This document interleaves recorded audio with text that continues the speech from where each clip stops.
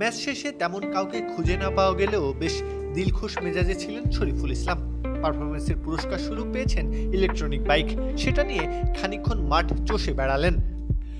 জয়ের জন্য তিনি একাই চেষ্টা করেছিলেন, তবে শেষ রক্ষা হলো না। তিনি 3 উইকেট নিলেও ব্যাটারদের দায়ে হেরেছেন ম্যাচ শেষে ট্রফি ভাগাভাগি করে নেয় দুই দল। মোটরবাইক পুরস্কার পান শরীফুলের আনন্দে সামিল হন তার পরিবারও। অবশ্য বিধিভাব চলতে চলতে থেমে গেল বাইক।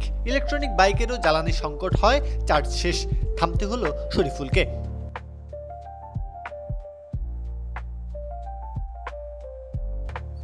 সন্তানকে কোলে নিয়ে ড্রেসিং রুমে ফেরার পথে ঘিরে ধরল সংবাদ মাধ্যম। শরীফুল মুখ খুলতে যাবেন তখনই এত মানুষ দেখে ঘাবড়ে যায় তার ছেলে। পড়িমড়ি করে বাবা শরীফুল বাচ্চা কোলে নিয়ে ছুটে গেলেন ড্রেসিং রুমে।